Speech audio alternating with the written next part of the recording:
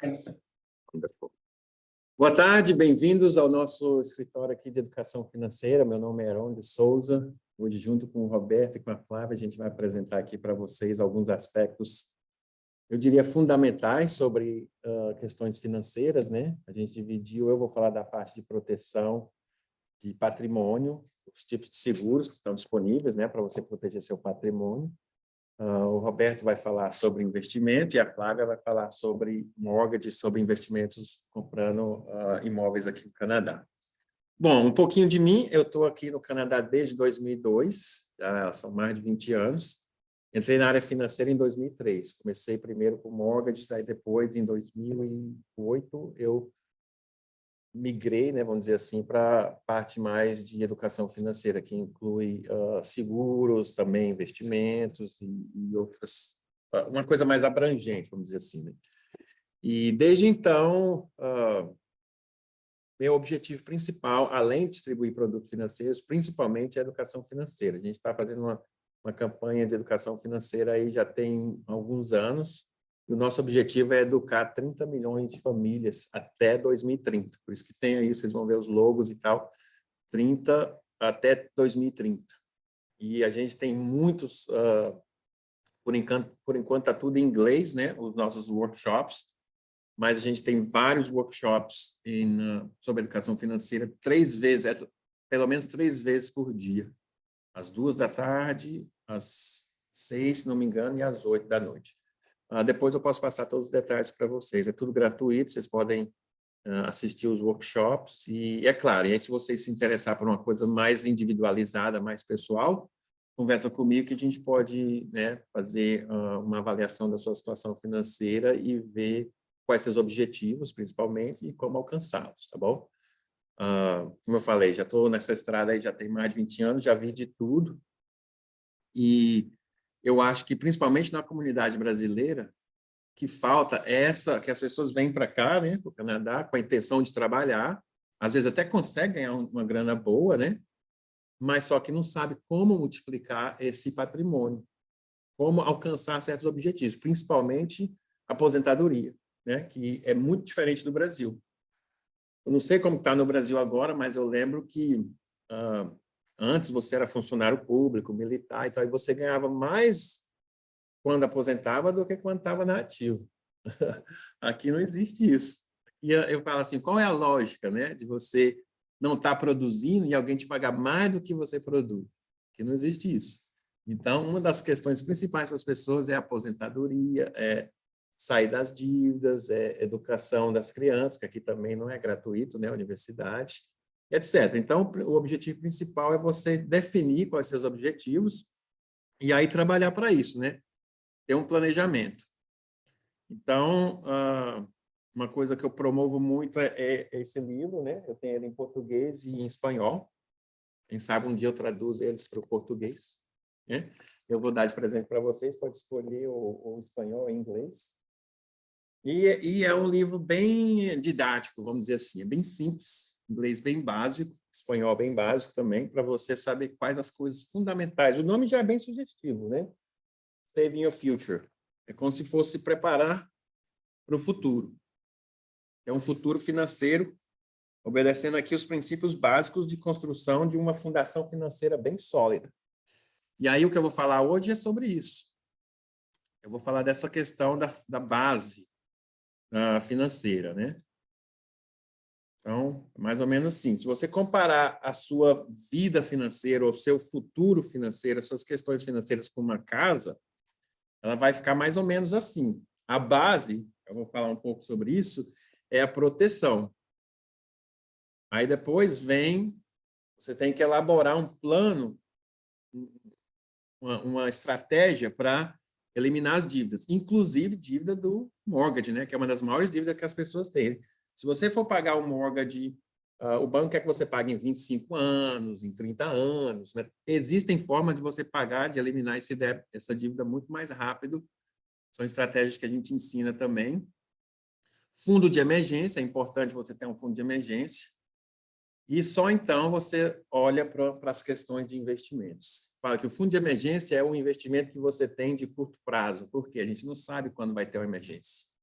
quando que você vai, por exemplo, ter eu estava vindo para cá e vi 3 carros lá já sendo guinchados, né? Então, você não espera que vai acontecer, mas pode acontecer.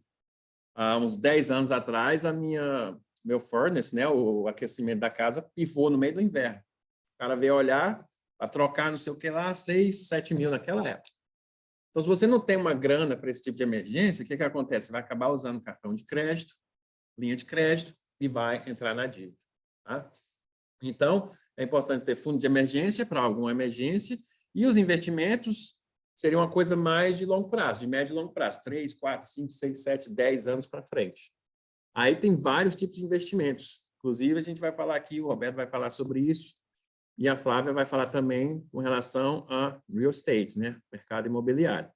Mas eu vou focar aqui na questão da proteção. O que seria a proteção do seu patrimônio? Bom, e outra coisa que eu falo também, você não constrói uma casa começando do teto para baixo. Né? Tem que construir primeiro da base. E é uma coisa que a maioria das pessoas ignora. Eu tenho gente que vem falar comigo o tempo todo sobre investimento, inclusive gente que talvez nunca investiu ou não sabe como funciona o investimento e já quer entrar em moeda digital e não sei o quê e tal. A pessoa não tem nem o básico ainda e já quer entrar no investimento de risco, né? Não, espera aí, vamos ver outros fatores também. Você tem que ter a visão mais holística, né, da sua vida financeira. Você já colocou algum tipo de proteção? Por exemplo, aqui vocês sabem que você não pode dirigir um carro sem seguro. É obrigatório, certo? E uma casa? Dá para comprar uma casa sem seguro? Claro. Não pega nem a chave. O carro você nem dirige, né? Fora do estacionamento lá da onde você comprou o carro, se não tiver já a pólice de seguro. Por que será isso? Por que você acha que é assim? Né? Porque seguro é uma coisa que vai proteger o teu patrimônio. E nesse caso, o teu patrimônio é o carro e a casa. São os seguros obrigatórios. Mas quem paga pelo carro e quem paga pela casa? Não acha que deve ser segurado também? Ainda mais aqui, né? No Canadá, que a gente vem do Brasil, né? Não tem família, não tem ninguém, está sozinho. E muita gente acha que o governo vai ter alguma coisa, algum tipo de alguém que vai cuidar de você nas horas difíceis, né? Mas não, isso não existe.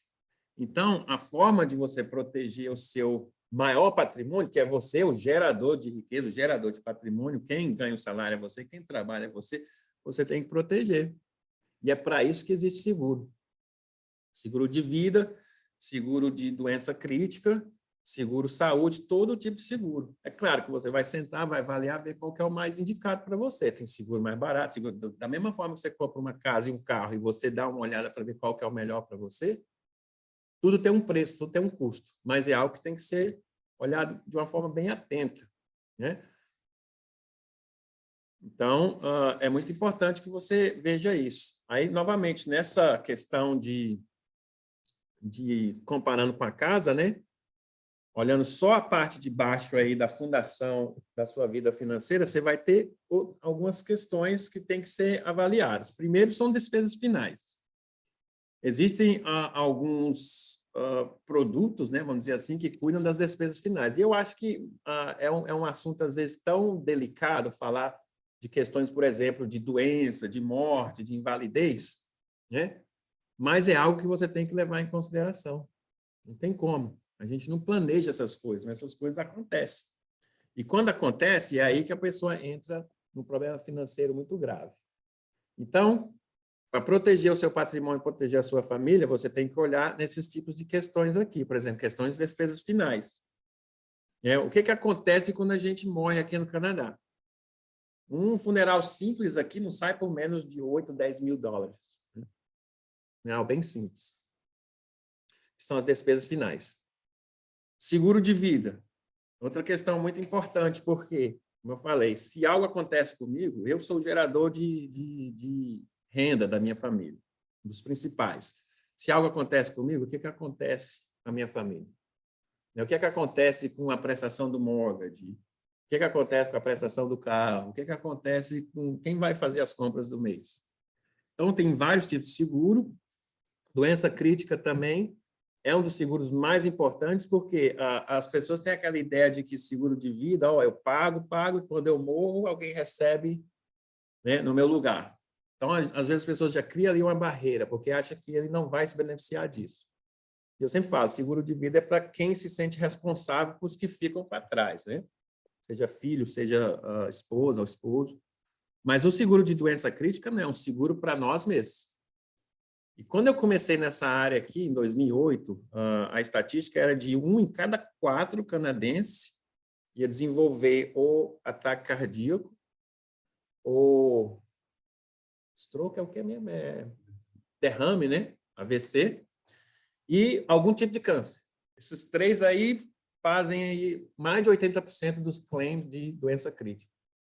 Até os 60 anos, quando eu comecei na indústria, em 2008, era 1 em cada 4.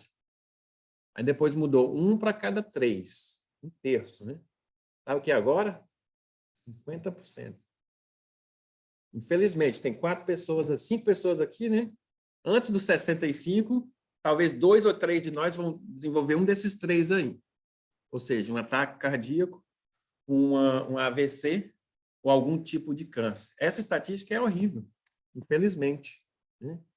Porque eu vejo isso lá onde eu moro, lá em Mississauga. É o meu vizinho da direita, há uns 3, 4 anos atrás, teve um derrame. A minha vizinha da esquerda teve um câncer de mama, né? E o outro do outro lado também teve um problema cardíaco. Então, assim, é uma coisa que é muito próxima e poucas pessoas falam sobre isso. O que acontece quando alguém pega, hoje em dia, o câncer, mais de 60% dos cânceres são tratáveis. Porém, você fica sem trabalhar, passa pelo processo, né? Eu estava acompanhando algumas pessoas no hospital, cara, é estacionamento, tem muita coisa que o RIP não cobre. Eu já tive um cliente que ele foi constatado nos estágios bem cedo de câncer de próstata e ele não quis tratar aqui no RIP, porque para fazer o teste ia demorar 2 meses, não sei o quê. Ele foi para os Estados Unidos. Em 1 semana ele estava de volta. Fez o que tinha que fazer e veio embora. Custou quase $180 mil para ele fazer isso. Então, dinheiro, né? Dinheiro dita várias coisas, né? Dinheiro não é tudo, mas é uma questão tão fundamental. E aí, o que acontece? Quando você não tem esse tipo de seguro, ou você vai ter que usar o dinheiro que você investiu aí durante 5, 10, 15 anos, né? E a gente sabe que o fator tempo é fundamental para você crescer o seu patrimônio. E aí acontece uma coisa dessa inesperada, você vai ter que interromper aquele ciclo, né? Ou então você nem tem a grana. E aí você fica à mercê do sistema público. Não é um sistema tão ruim, mas tem suas limitações. Então, eu sempre falo muito sobre esses seguro de vida, seguro de doença crítica, seguro por invalidez, né, algum acidente, qualquer coisa que interrompa a sua capacidade de ganhar dinheiro tem que ser tomada em consideração. Então, é importante você, principalmente quando a gente está jovem, saudável, eu sempre falo, você compra um seguro de carro depois que você sofreu um acidente? Você compra um seguro de carro depois que teve um incêndio? Não.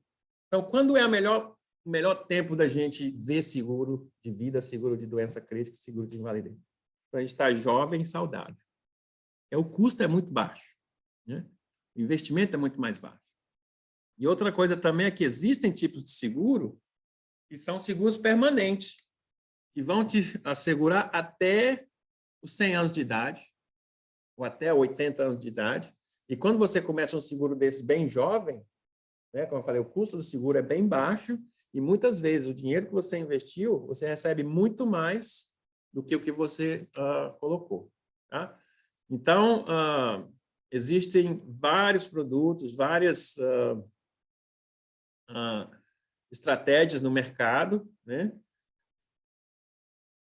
que estão disponíveis para a gente utilizar.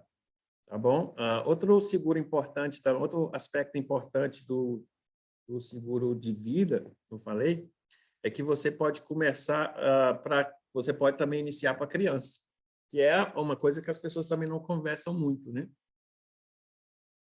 Como eu já te falei, como a melhor parte o melhor momento da gente comprar seguro é quando a gente está jovem e saudável, tá? Então, a casa ficaria assim. A gente olha essa questão da base, né?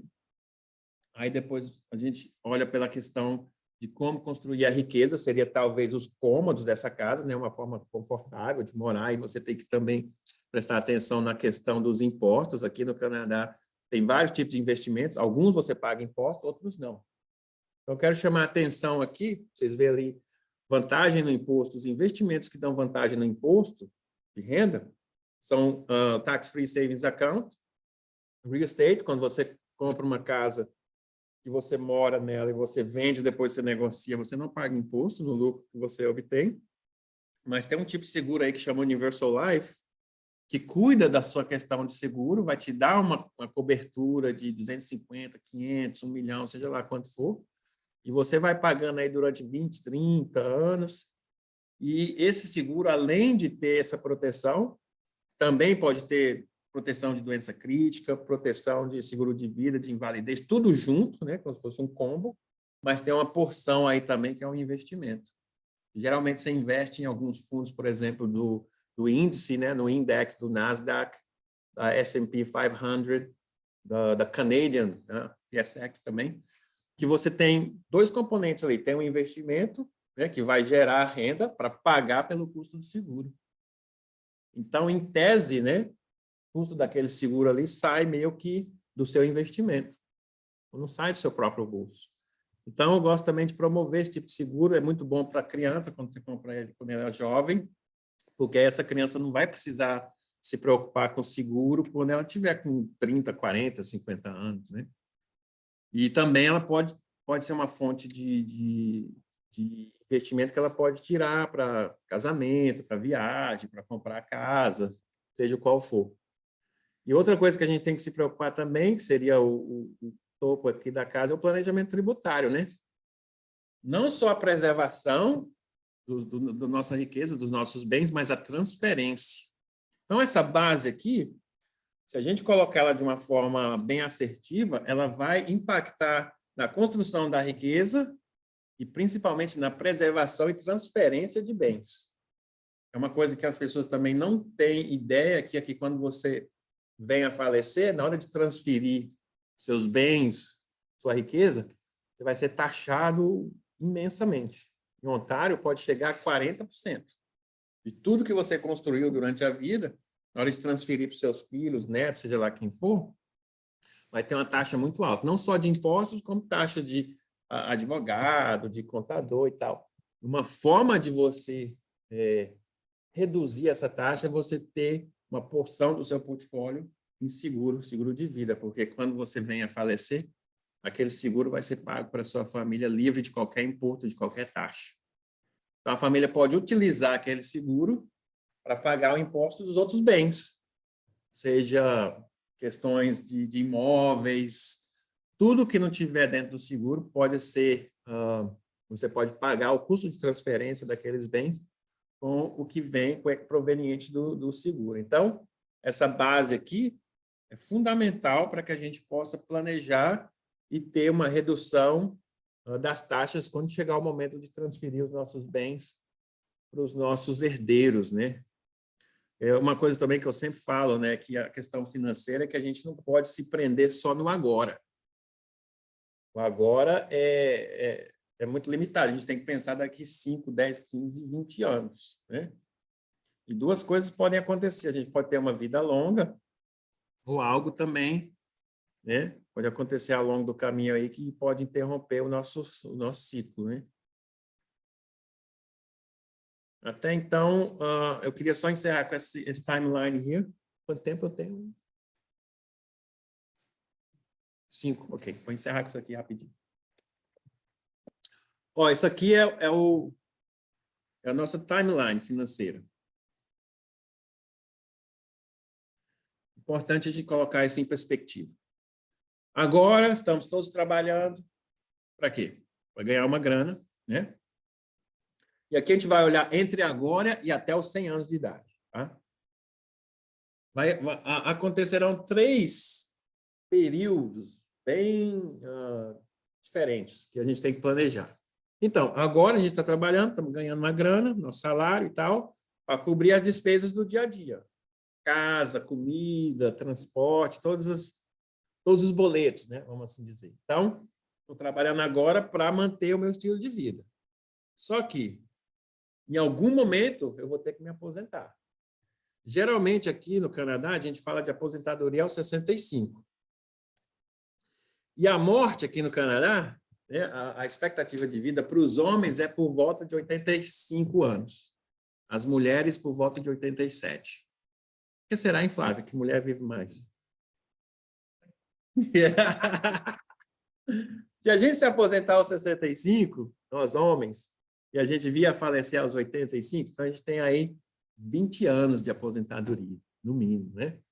Tem muita gente que fala, que isso, trabalhar até os 65? Eu quero me aposentar aos 40. É possível, mas ó, você vai viver dos 40 aos 85, são 40 anos de renda que você precisa. Da onde que vem essa grana? Tem gente que acha que vai vir do governo. Doce ilusão, né? Doce ilusão, porque até no livro aqui fala, né? As últimas estatísticas falam que se você trabalhar 40 anos no Canadá e se aposentar com a grana do governo, no máximo, $1.200 por mês. 1.200. Hoje, se você trabalhar 30, 40 anos contribuindo com CPP, né? Aí tem o Old Age Security, o OAS, GIS. Então, no máximo 1.200. Então, não dá para a gente, né, esperar que o governo vai tomar conta da gente. Por isso que é importante prestar atenção no que o Roberto vai falar para você se aposentar mais cedo sem depender do governo. Então, vai vir uma porçãozinha muito pequena, né, do governo, desses 3 benefícios aí, que a gente fala em detalhes sobre eles. E aí o resto do dinheiro vem do seu próprio investimento, né? Só que esses investimentos que estão aí listados, a RSP, alguma pensão e tal, seu savings, tudo isso aí é taxável, né? Com exceção do TFSA, da residência primária, né? Da residência oficial. Se você vender, você não vai pagar imposto nisso. E aquele Universal Life que eu te falei. Todas essas outras fontes de rendas vai ter o imposto em cima. Imposto de renda, né? Dependendo da sua tax bracket, né? Pode ser 25%, 30%. Então, até os 65 eu tenho que trabalhar para poder me aposentar. Dos 65 aos 85 eu tenho que ter cuidado de onde que minha renda vai sair. Quanto menos imposto eu pagar, melhor. E quando eu vier a falecer, lembra daquele processo, probate, que chama, né? Olha aí as taxas. No Ontário, de 40% a 50%. Quando eu vier a falecer, antes de transferir para o meu filho, vai vir todos esses fees, né? Todas essas taxas, probate, legal, accounting, appraisal, executor e impostos. Melhor que o Brasil. Será que é todo? É isso aí. Olha só, o seguro, ele vai influenciar em todos esses estágios. Né? Seguro, investimento. Então, de agora até a aposentadoria, eu estou na fase de construção do meu patrimônio, da minha riqueza. Aí, de 65 aos 85, eu vou usufruir dessa riqueza e espero que eu construa uma riqueza suficiente que eu chegue até transferir, né, para os meus herdeiros.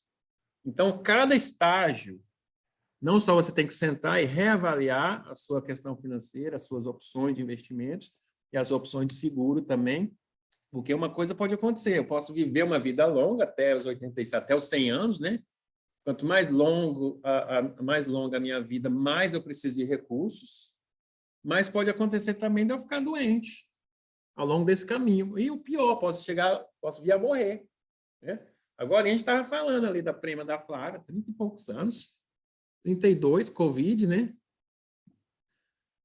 Então, assim, eu tenho visto muito, assim, como eu falei, eu já tô com tempo aqui no negócio e tem vários clientes que já fiz, entre 2020 e agora, já fiz umas 4, 5 claims de gente que veio a falecer, inclusive um caso de suicídio, né? Então, assim, infelizmente, é algo que está cada vez, não sei se é porque eu estou ficando mais velho também, né? Mas está cada vez mais próximo essa questão de pessoal adoecendo e vindo a falecer. E há um impacto enorme. Eu sempre falo, seguro de vida deveria ser chamado de outro nome. Sabe por quê? Quando fala seguro, a gente fala de repor. Seguro de carro é para repor o carro em caso de acidente, consertar e tal. Seguro de casa também. A nossa vida não pode ser substituída. É impossível. Cada um é único, né? Mas o meu ganho pode ser substituído. Meu income. Então, eu sempre falo, poxa, podia mudar isso aí para seguro de income. Porque se algo acontecer comigo, o meu salário continua servindo os propósitos da minha família, do meu futuro, aquilo que eu estou buscando. Entendeu? Então, quando fala de proteção de patrimônio, na verdade é isso. O maior patrimônio somos nós, os geradores de riquezas, geradores de salário, mas também o que a gente já conseguiu produzir até agora tem que ser protegido utilizando esses produtos aí que fazem com que a gente tenha alguns benefícios, tanto no imposto de renda, como na transferência de riqueza para os herdeiros e também na manutenção do nosso estilo de vida. Tá bom? Então, assim, eu vou distribuir esses livros aqui para vocês que compareceram hoje, mas quem tiver mais interesse nesse assunto e quiser saber mais, é só me contactar, pode me contactar pelo celular, pelo WhatsApp, né? Ou então por e-mail, ou pelo Instagram, ou qualquer mídia social, tá bom? Bom, eu vou encerrar aqui a gravação e abrir talvez para algumas perguntas.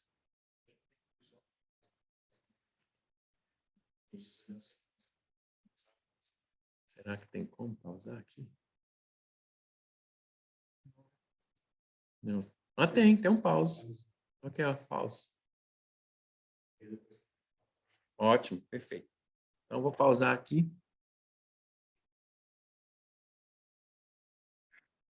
É isso aí, pessoal. Vamos lá dar continuidade, então. Vou falar da parte de investimento hoje, né? A ideia aqui é o seguinte, né? Eu vou apresentar para vocês uma estratégia que eu considero como sendo a mais simples, né? Para investidores comuns que têm seus afazeres aí. Todo mundo aqui que está assistindo provavelmente tem sua profissão, né? E não dá para exigir que vocês invistam igual um profissional que está mergulhado ali no mercado 24 horas por dia. Então, muitas vezes a gente fica nessa ilusão de que, cara, eu preciso, né, de um profissional, preciso o tempo todo ter um especialista ali do meu lado para me direcionar, né? E aí, ao longo do tempo, estudando várias teorias, né, o que esse cara está falando aqui, né, pegando as referências do mercado financeiro, cheguei à conclusão, né, com um cara chamado Ray Dalio, não sei se você já ouviu falar. Esse cara criou uma teoria, né, chamada de portfólio weather, no qual ele começou a compartilhar e espalhar essa coisa para diversos investidores, tanto institucional quanto pessoas comuns aqui, vocês aqui que estão assistindo. E quando eu vi aquilo pela primeira vez, eu falei, cara, isso é perfeito para investidor comum, porque você exime da responsabilidade de precisar ficar, por exemplo, decidindo, pô, eu vou comprar ações da Apple, ações da Microsoft, do Facebook, qual que é melhor, né? Geralmente, um investidor, quando começa a investir, ele já é a primeira coisa que vem o estalo na cabeça dele. Pô, o que eu vou escolher, né, para investir? Como é que eu começo essa brincadeira? Então, primeiro de tudo, quando você começa a investir, antes de você, na verdade, começar a investir de fato, você precisa fazer o seu planejamento de portfólio de longo prazo. Porque esse planejamento, ele vai ajudar você a saber exatamente o que você vai fazer. Assim, por exemplo, qual que é o que a maioria das pessoas fazem? Trabalham, né? Aí tem lá a receita do mês daquele trabalho, tem as despesas, né? Se a pessoa for bem equilibrada com as finanças, vai sobrar alguma coisa para economizar. Então, a maioria das pessoas fazem o quê? Tem uma economia mensal, bota mais dinheiro nos investimentos, né? E aí vai crescendo essa bola de neve. E aí as pessoas, se elas não têm esse planejamento, esse portfólio de longo prazo bem construído ali na cabeça dela, né? Você pode usar uma planilha Excel, inclusive, para poder ajudar você nesse planejamento.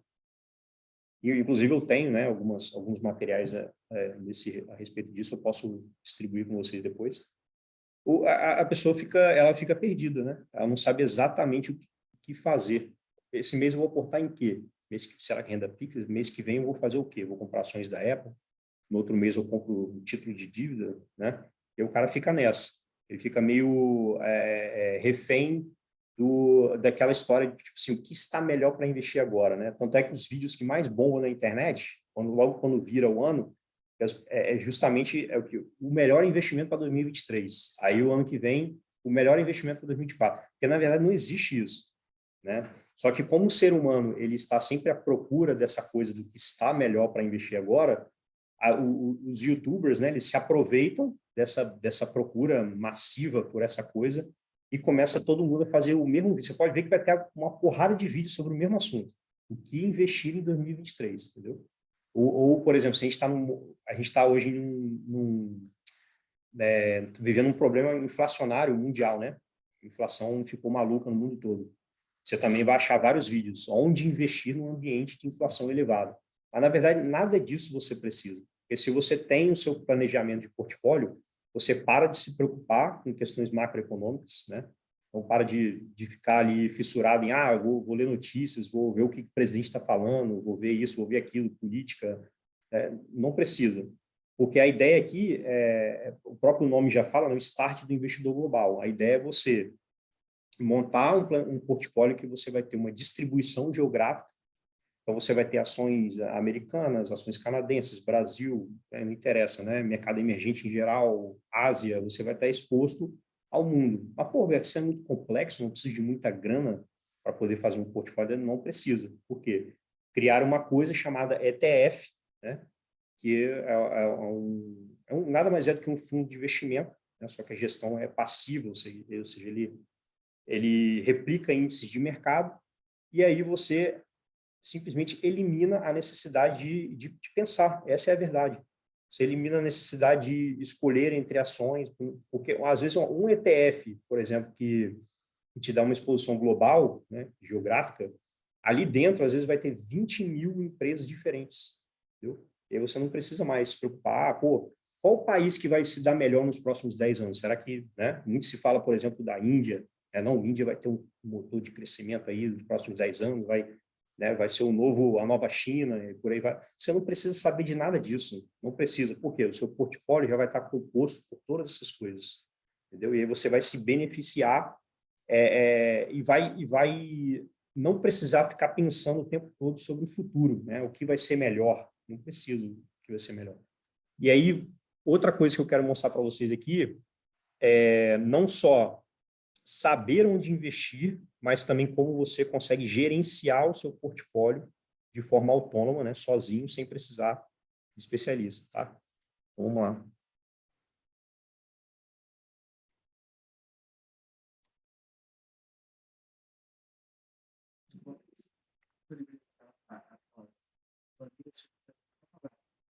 Eu posso passar para vocês lá. Uhum. Sim. Então, esse aqui é um pouco sobre mim, né? Vou passar direto aqui. Eu sou gestor do Fundos no Brasil, né? E tudo mais. Trabalho já com essa parte de educação financeira e mercado financeiro aí desde 2008. Né? Comecei a estudar 2006, 2007 aí, né? Mas só como um estudioso mesmo, né? Comecei a botar em prática aqueles ensinamentos ali. Foi mais ou menos ali logo depois da crise de 2008, né? Que a gente teve nos Estados Unidos, né? E no mundo todo. Esse aqui um pouco isso aqui eu vou passar direto porque fala um pouco do fundo de investimento que eu atuo lá no Brasil. Aqui, esse gráfico aqui é interessante para a gente. Vamos lá. Isso aqui são dados do mercado americano, mas isso aqui é um problema mundial, na verdade, tá? Vai acontecer aqui no Canadá, vai acontecer no Brasil, vai acontecer em qualquer lugar. Tá vendo aquele última barrinha lá? A média de rendimento de um investidor comum, né? Como vocês aqui sentados aqui na sala, é de 2,11%, que é, inclusive, mais baixo do que a inflação. Ou seja, a maioria dos investidores, eles não conseguem nem mesmo superar a inflação. E isso está ligado a várias questões, né? Todos esses vícios de mercado que eu falei para vocês, né? O investidor, ele quer primeiro, imitar um especialista. Eu preciso entender de balanço, eu preciso entender de valuation, eu preciso entender disso, eu preciso entender daquilo. E qual que é o melhor investimento para esse ano, né? E fica nessa ciranda maluca, né? Querendo atuar igual como se fosse um gestor profissional, né? E aí, no final das contas, ele faz o quê? Gira muito a carteira, ganha 10% de uma ação, já vende, já passa para outra, e perde na outra, aí ganha uma e ganha... Essa maluquice, né? E aí, no final das contas, esse monte de taxa que vai cobrando em taxa de corretagem, vai consumindo o cara, vai consumindo o patrimônio do cara, e esse giro de patrimônio maluco, no final das contas, ele tem esse rendimento péssimo aí. Então, isso aí foi um estudo feito de 96 até 2015 nos Estados Unidos, né? Durante 20 anos aí pegaram, acho que foi uma instituição financeira, não lembro se foi JP Morgan, enfim, eles pegaram ali vários investidores comuns ali que tinham na base, né? Na base de investidores deles lá, e chegaram a essa conclusão aí, né? Então, por todos esses motivos que eu falei, né, o investidor ele não investe bem, né, por causa disso aí, né, não ter um plano. Eu falei desde o começo aqui, a chave para tudo é o plano, né? Você tem que fazer um plano de portfólio de longo prazo. Isso aí são as várias modalidades de investimento que tem, né? Vou investir em ações, vou investir em a parte de renda fixa, né, que é os bonds e bills. Bills faz parte da Tesouro Americano, né, título de curto prazo. Aí tem o ouro ali também, e tem o cash, né, que tem muita gente que gosta de fazer isso, né? Eu vou deixar uma parte do meu patrimônio em cash aqui para futuras oportunidades, né? Se o mercado cair, eu vou aproveitar, não sei o quê. Inclusive, isso dentro dessa estratégia que eu vou ensinar para vocês hoje, essa estratégia de fazer caixa não é interessante. Então, já elimina essa ideia da sua cabeça de negócio de fazer caixa, porque segurar caixa ele tem um viés muito mais danoso, né, porque o mercado no longo prazo ele tende a subir, né? Então, qual é a sorte que você daria? Você daria uma sorte de repente vir uma crise doida igual a de 2008, cair tudo. Aí você se convence de que aquela ideia de fazer caixa é boa, né? Você se convenceu, pô, foi a melhor coisa que eu fiz. Fiz caixa, o mercado caiu, agora eu estou com caixa para fazer compra, né? Assim como também você pode fazer caixa por 10 anos e o mercado não cair, né? Que foi o que aconteceu em 2009 para frente, né? E só foi cair agora em 2022. Então, você ficou com caixa ali segurando por 10 anos e a oportunidade do século não apareceu, né? Então, tem vários estudos do próprio Ray Dalio, né? Que ele é totalmente contra fazer caixa. E a estratégia que eu vou mostrar para vocês, quando vocês compreenderem como é que ela funciona, vocês vão ver que realmente não há necessidade de fazer caixa. Tá? Então, esse gráfico, quando você olha para ele, você fala, pô, Roberto, se você está mostrando para mim aqui que ações, ela rende muito mais do que qualquer coisa, cara, eu vou colocar 100% do meu dinheiro em ações, faz mais sentido, né? Eu vou maximizar o meu retorno. Tá vendo aqui, ó, cada $1 investido em 1802, né? Esse $1 viraria quase 705 mil, né? Lá em 2002, né? Não sei quantos anos depois.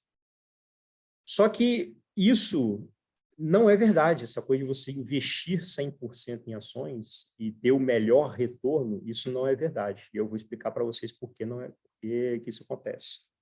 Esse gráfico aqui, ele mostra o seguinte, cada linha dessa cinza, tá? Ela representa uma classe de ativo. O que é uma classe de ativo? Renda fixa, né? Mas essa renda fixa pode ser também renda fixa mercado emergente, renda fixa país desenvolvido, né? Cada coisa dessa é uma classe de ativo. Quando você fala ações, você pode dividir isso em ações de mercados emergentes, ações de país desenvolvido e por aí vai, né? Então, isso se chama classe de ativo. E aí, o Ray Dalio, ele pegou e montou um portfólio com todas essas coisinhas aqui que está escrito aqui embaixo, tá vendo? Ouro, ações de mercados emergentes, ações de país, né, US Credit, né, mercado de crédito, bonds, ações e esse tanto de miscelânea, né, de coisa aqui dentro do portfólio dele. Isso ele fez o seguinte, ele pegou dados lá desde 1900, né, até 2020, tá, quando termina ali ele fez o que a gente chama de backtest, né, que é você pegar dados passados e fazer uma simulação do que aconteceria se você tivesse um portfólio daquele dali. E aí ele chegou à conclusão de que esse resultado é o melhor. Você está vendo que a linha preta, no final da corrida, né? A linha preta está acima de todo mundo. Todas essas linhas cinzas representam essas coisas aqui individualmente, tá? Como foi o desempenho desse cara aqui? Qual foi o desempenho desse cara? Qual foi o desempenho desse cara? Né? Individualmente, as linhas cinzas. Então, o preto, que representa tudo junto, né? Ele foi o que venceu a corrida lá no final. Você vê que em alguns momentos ele fica abaixo de algumas coisas aqui, né? Mas lá no final ele tá à frente de todo mundo. Então, mas, Roberto, pô, cara, eu não consigo entender por que isso acontece. Porque esse gráfico aqui, ele me mostra que ações deveria ser o melhor, né? Para responder isso, ele se chama, alguém aqui já ouviu falar em balanceamento de carteira? Balanceamento de carteira nada mais é do que você pegar aquele plano que você fez, lembra o plano que eu estou falando desde o princípio, que é a sua pizza, né? Eu vou mostrar um exemplo para vocês daqui a pouco. Essa pizza sua vai estar constituída de várias coisas, né? E aí vamos supor que você determinou nesse plano seu que você gostaria de ter 20% do seu patrimônio em ações americanas. Mas como que vai ser o desempenho das ações americanas para os próximos 10 anos? Não sei, a gente pode ter, por exemplo, uma década perdida, igual foi chamada ali de 1997 até 2011, o mercado americano praticamente ficou estacionado, porque ele subia e caía tudo de novo, subia e caía tudo de novo. Então, se você pegasse uma linha reta de 97 até 2009, o mercado americano não saiu do lugar, só ficava nesse zigue-zague, né? Então, pode acontecer isso? Pode, assim como também a gente pode ter uma década maravilhosa, igual teve de 2010 até 2020. O seu papel aqui não é saber o que vai ser melhor, né?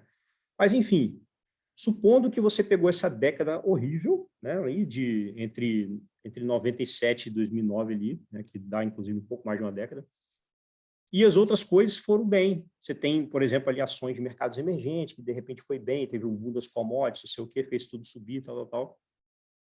E aí você, em determinado momento, você olhou para o seu portfólio, aquele plano que você fez ali, você falou, cara, eu preciso organizar as coisas aqui, né? Porque eu planejei ter 20% em mercado de ações americano, só que nesse momento, olhando para o meu portfólio, eu tenho apenas 15% em ações americanas. Por quê? Ações americanas não foi bem e as outras coisas foram melhor. Você concorda que vai dar uma bagunçada ali no seu planejamento, né? Então, para você voltar ao estágio que você deseja, você precisa fazer o que a gente chama de balanceamento de carteira, que é você, vamos tentar explicar de forma prática, é tirar a gordura do que está com lucro, né, do que está indo bem, tirar essa gordura e jogar para as coisas que estão indo mal, entendeu? De forma a você conseguir voltar ao estágio ali que você queria. Eu quero ter 20% de ações americanas, eu quero ter 10% em renda fixa americana, entendeu? Entendeu a jogada? Depois que eu mostrar ali o gráfico de pizza, vai ficar um pouco mais claro para vocês, tá? Mas basicamente isso que significa balanceamento. E é o próprio balanceamento de carteira que faz com que você obtenha esse resultado aqui que o Ray Dalio está mostrando. Por quê? Ele faz com que você sistematicamente aproveite oportunidades do mercado sem nem mesmo entender nada de economia. Por quê? Você simplesmente vai olhar para o seu portfólio e já vai saber o que fazer, entendeu? Olha, o mercado americano não está indo bem, mas o mercado imobiliário canadense está indo super bem, entendeu? Aí você tirou gordura disso e jogou para cá. Então, é sempre como se você vendesse um pouco do que está indo bem, que está gerando lucro, para comprar aquelas coisas que estão indo mal. Então, já viram um ditado no mercado que fala bem assim, você compre na baixa e venda na alta. Não tem um ditado assim? Todo mundo já ouviu falar nisso? Então, mas aí a grande questão qual é o ponto mais baixo, qual é o ponto mais alto? Ninguém sabe, né? As pessoas vivem tentando acertar, né? Economista, os caras, a galera do mercado, não, a bolsa americana está cara, vai começar a cair. Exatamente. O tempo todo estão tentando acertar, né, o que vai ser o melhor investimento agora, se vai cair, se vai subir, não sei o quê. Quando você monta um portfólio desse aqui, você simplesmente se exime da responsabilidade de saber qualquer coisa. Porque o próprio portfólio seu vai te falar, cara, isso aqui já teve um ganho exagerado, né? E outras coisas suas, você precisa dar atenção a outras coisas no seu portfólio. E aí você vai fazendo esse balanceamento, tanto é que está escrito ali, ó, tá vendo aqui, ó, equal weight significa o quê? Está com pesos iguais em cada coisinha dessa. E rebalance monthly, ele rebalanceou essa coisa mensalmente. Aí chegou nesse resultado final aí. Entendeu? Então, o fato de você ficar fazendo isso, vende aqui, passa para lá, não sei o quê, né? Fazer o balanceamento, ele faz com que o seu rendimento no longo prazo seja melhor do que se você tivesse 100% em ações, né? eu mostrei o gráfico anterior lá, pô, 100% em ações, né? Faz todo sentido ter 100% em ações. Faria sentido se você não conhece o que é balanceamento de carteira, entendeu? E aí, existe uma coisa interessante também, esse gráfico que eu sempre mostro quando eu estou fazendo a apresentação para brasileiro, porque brasileiro, ele tem uma coisa que a gente chama de home bias, né? É o viés doméstico, é você... Todo mundo tem a tendência de investir no próprio país. Isso é uma coisa até natural, né? O americano vai querer investir mais nos Estados Unidos, o canadense, inclusive brasileiros, direto quando vem no Canadá, alguns são muito incisivos, não, eu quero comprar ativos canadenses, eu quero investir no RBC, eu quero investir no Scotiabank, comprar ações do Canadá, porque eu moro no Canadá. E o cara já começa aquele sentimento do pertencimento ali, né? Mas, na verdade, isso nos prejudica, né? Porque a gente não pode concentrar o nosso portfólio numa única geografia ou em poucos países. E o Brasil, por ter uma educação financeira bem fraca, né? Ele tem e por falta de conhecimento das pessoas e tudo mais, as pessoas tendem a concentrar ali boa parte do patrimônio no Brasil. Então, vocês podem ver pelo gráfico aqui, né, que o Brasil, ó, ele só perde para esses países aqui, Rússia, Indonésia, Egito, Filipinas, blá, blá, blá. Então, as pessoas estão altamente concentradas, quase 100% do portfólio, tá vendo? Aqui mostra a concentração, né? A concentração. Então, o brasileiro, ele tem mais de 90% do patrimônio dele no Brasil. Olha que engraçado, Estados Unidos, que é um país ultra mega... Pô, imagina, o americano, ele tinha tudo para ser ultra mega nacionalista, né? Porque, tipo, pô, eu estou no melhor mercado financeiro do mundo, o mais poderoso. Mas nem o americano, ele concentra tanto o patrimônio dele nos Estados Unidos do que o brasileiro faz no Brasil. Inclusive, tem várias pessoas aqui que fazem grana aqui e ficam mandando tudo para o Brasil. Em tudo o Brasil, né? Vou comprar terreno, vou comprar imóvel, vou comprar não sei o quê, vou comprar não sei o que lá. Não, detalhe, se a pessoa tem pretensão de fato morar aqui, né? Viver aqui, tipo, aposentar aqui, continuar vivendo aqui, cara, essa pessoa está correndo um risco que você não tem ideia. A desvalorização cambial pode fazer o patrimônio dessa pessoa virar pó, entendeu? Olha o que acontece com a Argentina, né? Será que não tem chance do Brasil acontecer o que aconteceu com a Argentina, por exemplo? Cara, eu não duvido, né? Então, assim, você precisa, esse portfólio, galera, do All Weather, né, que eu estou apresentando para vocês hoje, ele é um portfólio, né, no qual facilita muito a gestão de vocês e vocês vão estar correndo muito menos risco. Né? Quer ver? Vou pegar outro gancho aqui que é uma coisa muito comum também, que é dita no mercado, né, que é eu preciso correr mais risco para ter mais retorno. Não tem esse ditado? Todo mundo fala isso, né? Para ter mais retorno, você precisa correr mais risco. Também é outra coisa também que nem sempre vai ser verdade, porque esse portfólio aqui do Ray Dalio, ele também te permite que você tenha excesso de retorno e correndo menos risco. Então, o que é o risco? É volatilidade, né? Então, se vem uma queda no mercado muito maluca, igual a de 2008, por exemplo, a bolha de 2000, que foi a bolha.com, o mercado tem umas quedas muito abruptas em um espaço de tempo muito curto, né? Então, se você está concentrado demais naquele país que, digamos, que foi o centro do colapso, né, digamos assim, aquele país vai ter uma queda muito abrupta, aquele país isoladamente. Tá? Quando você olha outros países, pensa no mercado asiático, por exemplo. O mercado asiático tem suas próprias características, né? Geralmente, os parceiros comerciais é aquela galera ali mesmo, que está na Ásia, né? Claro, pô, a gente tem movimentação de mercadoria para Estados Unidos e China, óbvio, né? São as duas maiores potências, é claro que a comercialização entre eles é gigantesca, mas muitos países ali da Ásia têm como parceiro principal a galera ali mesmo da Ásia. Então, às vezes, o mercado asiático é um pouco descorrelacionado do que acontece no Ocidente, né? No Ocidente, às vezes, os mercados estão muito agitados, está muito louco, mas na Ásia está um pouco mais calmo, porque as coisas por lá estão indo diferente do mercado ocidental, né? Apesar da globalização forte, né? Você tem consegue de certa forma reduzir o impacto às vezes, né? O impacto econômico de um problema causado no Ocidente, no caso às vezes uma coisa tão pesada lá. E esse gráfico aqui, ele mostra, mais uma vez, lembra, lá, a gente, naquele gráfico que eu mostrei para vocês primeiro, ele estava falando da questão da diversificação de classes de ativos diferentes, né? Distribuir em diferentes renda fixa, diferente renda variável. Ó. Aqui ele está fazendo estudo somente com diferentes países, tá? E aí ele botou aqui um portfólio com 5 países diferentes, Rússia, França, Estados Unidos, Grã-Bretanha e Alemanha. E aí cada país desse está representado com uma linhazinha colorida aqui, como vocês podem ver na legenda.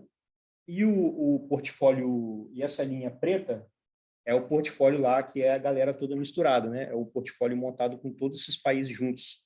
E aí você vê que ele praticamente ganha de todo mundo, né? E detalhe, teve uns problemas gigantescos aqui, né? A Alemanha, se eu não me engano, acho que aqui na Primeira Guerra Mundial, né? Teve um colapso aqui. A Rússia, na Revolução Russa, quem tinha dinheiro também perdeu tudo aqui, né? Mas mesmo assim, o cara, mesmo com esses problemas no meio do caminho, né? O portfólio, ele caminhou bem no longo prazo, né? Deixa eu passar essa parte aqui. Olha o que eu estava comentando com vocês, ó. A questão de você conseguir excesso de retorno correndo menos risco. Olha só como é que o portfólio ele tem uma volatilidade menor, tá vendo? O risco dele não tem essas oscilações malucas igual tem aqui, ou nesse aqui, né? Então, ele segue uma tendência um pouco mais linear, né? Ele tem menos volatilidade, e no final das corridas, né, ele praticamente ganha de todo mundo isoladamente, tá vendo? Ele fica lá quase no topo lá, ó, né? Então, isso aí serve tanto para mercado acionário quanto para mercado de renda fixa, tá? Que a gente chama de bonds, né? Os títulos de dívida, tá? Aqui são as ações e lá são os bonds, né? E aqui mostra volatilidade, tá vendo? A linha vermelha, ele tem drawdown, a gente chama de drawdown, né? Que é a queda do topo até o fundo. Você pode ver que os drawdowns são muito menos intensos nas linhas vermelhas, tá vendo? As linhas vermelhas caem. Ó, aqui é aquele de 2008, por exemplo, a linha vermelha caiu aqui cerca de 50%, né? Teve países que chegou a cair aqui mais de 80%. Tá vendo? Então, um cara que estava concentrado demais naquele país ali, né? Teve uma queda muito brusca, né? E aí, a gente, só para complementar a parte do balanceamento, mostrar para vocês a importância de fazer o balanceamento de carteira, o JP Morgan e outras instituições financeiras fizeram um estudo que era o seguinte: pegaram 2 investidores, esses 2 investidores tinham um portfólio exatamente igual. Um deles fazia o balanceamento de carteira ao longo do tempo e o outro não. E o portfólio deles era composto por isso aqui, tá? Tá na legenda aqui, ó. 40% disso, 15% daquilo, 5% daquilo, não sei o quê. Aí um cara, ele todos os anos, né? Aí lá no outro estudo era um balanceamento mensal, né? Do Ray Dalio fez, mas esse estudo aqui ele fez um balanceamento anual. Aí ele todos os anos ele ia reorganizava a casa, né? Reorganizava a casa. O outro cara ele só investiu e deixou o pau quebrar, não fez mais nada. Deixa lá os investimentos quietinho lá. Aí, no final desses 20 anos, descobriram que esse cara que balanceava o portfólio, ele conseguiu um resultado 60% melhor do que o outro cara, entendeu? E o portfólio era exatamente igual, né? Só que o outro cara não fazia nada. E aí, esse aqui é um exemplo de um portfólio, né, do All Weather, né, que é proposto pelo Ray Dalio.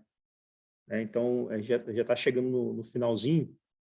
Isso aqui é só uma amostra, tá, pessoal? Não tenha isso aqui como base para o investimento de vocês, não. É só para uma amostra mesmo do que... o ideal é vocês realmente sentarem na cadeira ali e pensar durante 20, 30 minutos, não, já vai ser suficiente para vocês conseguirem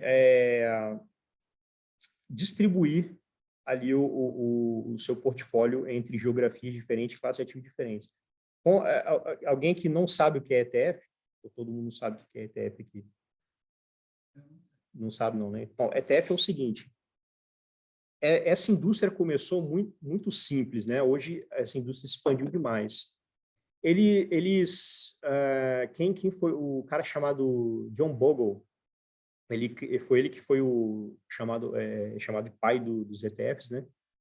Ele pensou o seguinte: olha, e se existisse um mecanismo que tivesse um custo bem baixo, no qual as pessoas colocassem dinheiro ali e simplesmente replicassem a média do mercado. Então, para um investidor comum, isso parecia ser uma excelente ideia. Porque lembra, vamos voltar lá no começo, quando eu comecei a falar aqui. Eu falei que uma das maiores dificuldades do investidor, quando vai começar a investir no exterior, muita gente me manda mensagem lá no Instagram, e aí pergunta, pô, Roberto, eu queria investir no exterior, cara, mas eu não sei nem por onde começar. Eu fico com medo de avaliar a empresa, eu não sei ler balanço em inglês, por exemplo. Aí eu pergunto, cara, quem disse que você precisa? Você não precisa ler balanço nenhum. Você não precisa fazer curso de contabilidade. A gente gasta uma grana, cara, com curso. Valuation, balanço financeiro, não sei o quê, achando que aquilo dali, ele precisa daquilo, né, para poder ser um bom investidor, mas na verdade não precisa. Ele pode, claro, ele pode, pô. Às vezes ele está buscando mais conhecimento para crescer como profissional, não tem problema nenhum em você buscar esse tipo de conhecimento, problema nenhum. Só que ele é um conhecimento, primeiro, que não garante que você vai ser melhor do que a média. Tanto é que tem vários estudos que comprovam que fundos de investimento de gestão ativa, né, ou seja, existe a figura do gestor, mais os analistas ali que ajudam ele, né, a gerenciar aquele portfólio. Às vezes você tem um time, né, para gerar resultado e aquele resultado é abaixo da média, entendeu? E são pessoas que estão ali, ó, estudando o mercado 24 horas por dia, blá, blá, blá, né? Então, não é fácil você ser um cara que está acima da média o tempo inteiro. E eu trabalho como gestor, eu estou falando de experiência própria. Às vezes eu estudo uma empresa, assim, passo muito tempo estudando uma empresa e minha tese está errada. Eu assumo premissas que não acontecem, entendeu? Então, isso é muito comum acontecer isso, né? Uhum, tranquilo. Uhum. Sim, faço consultoria individual. Uhum. Então, voltando lá ao assunto do ETF, né? Esse John Bogle, ele criou uma empresa que se chama Vanguard, não sei se você já ouviu falar. Essa é uma instituição financeira que ele cria ETFs, uma porrada. Tipo, começou essa indústria muito pequenininha e foi crescendo ao longo do tempo. Hoje existe ETF de renda fixa, ETF de tudo quanto é coisa que você imaginar, existe hoje, né? Então, mas o início da ideia era o seguinte, olha, pô, por que a gente simplesmente não replica o SP500, por exemplo, né? Então, existe o ETF da Vanguard, que se chama VOO, o código dela na bolsa é VOO. Você compra como se fosse uma ação, porque é um fundo de investimento aberto, né? Você pode comprar e vender cotas a hora que você quiser. Você abre a conta na sua corretora, né? E aí você digita lá no home broker, né, VOO, vai aparecer o valor da cota naquele momento, você compra quantas cotas você quiser. Às vezes você compra uma, eu não sei, eu não lembro de cabeça, tá? Quanto que vale o VOO, mas suponha que seja $100, por exemplo. Você compra uma cota por $100, uma cotinha, você tem 500 empresas no seu portfólio, entendeu? Com $100. E aí você nunca, cara, não interessa se Facebook vai bem, se Tesla vai bem, não interessa, tá tudo, a galera tá misturada ali, entendeu? O importante é que eu vou estar na média, entendeu? E essa média já está ótimo, porque, veja bem, o que vai te gerar o resultado, o excesso de retorno, não é o que está dentro dessa galerinha, é o balanceamento, entendeu? O balanceamento que vai te gerar o excesso de retorno, entendeu? É nisso que você tem que concentrar. E não é um negócio trabalhoso, porque supondo que isso aqui seja o portfólio que você definiu, né? Supondo que seja isso aqui. Isso aqui é como se fosse tipo assim, ó, tirei a foto, fixou. Bota na sua parede lá, ó, isso aqui eu tenho que seguir esse negócio aqui ao longo da minha vida, né? Até, obviamente, né, isso aqui precisa de um reajuste no momento que você vai passar para a sua fase de aposentadoria. Porque aí você, de repente, faz um ajuste ali para ser um portfólio um pouco mais voltado para a renda passiva, né? Pô, por exemplo, eu posso optar por ter uma concentração maior em fundos imobiliários, né? Aqui do exterior que se chama REITs, né? Eles geram mensalmente ou trimestralmente, estão sempre gerando algum dividendo ali para você, né? Inclusive, a Flávia vai falar do mercado imobiliário logo em seguida, né? Mas o fato é que quando você investe, tem muita gente que fala bem assim, né? Ah, pô, mas por que comprar um imóvel no Canadá se eu posso pegar o dinheiro investindo em REITs, né? Sistematicamente todo mês ali para gerar uma renda?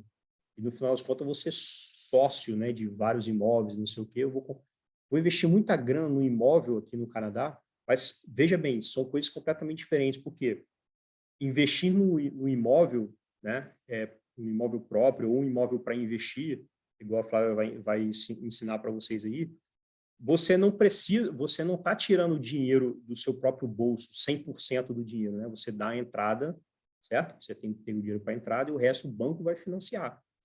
Então, pessoal, a maioria das pessoas que são as mais ricas do mundo, normalmente, elas usam pouquíssimo dinheiro próprio. É tudo dinheiro dos outros, galera. É tudo dinheiro dos outros, entendeu? Então, por exemplo, grandes investidores que têm grande poder de influência. Cara, eu quero fazer aquisição dessa empresa aqui. Você acha que ele tira o dinheiro do bolso dele? Vai no mercado, galera, daqui você me dá um pouco, você me dá um pouco, aí capta de vários investidores a grana, aí juntou, sei lá, $1 bilhão, fez a aquisição da empresa. Ele mesmo não tirou $1 do bolso, entendeu? Ele usou somente o dinheiro dos investidores. Então, existem a forma de ficar rico dessa maneira, né, que obviamente que é muito mais difícil, porque você está falando de um investidor que já chegou num patamar de influência muito grande, né, para ele conseguir chegar nesse patamar aí. Mas existe a forma de você fazer, que é através dos empréstimos bancários, né, que você compra um imóvel através do mortgage, né? E aí você juntei a graninha ali para dar a entrada do imóvel, o resto, o banco que vai financiar essa coisa, né? Então, isso potencializa muito, né? Tem várias pessoas aqui, Flávia vai contar com certeza, mas ela deve conhecer várias pessoas que ficaram ricas só com o imóvel, fazendo isso. Compra um imóvel, valoriza o imóvel, já faz o financiamento de outro imóvel, já vai, entendeu? Aí fica a roda não para de girar, né? Uhum. Entendeu? Uhum. Então, galera, é isso, sabe? Basicamente,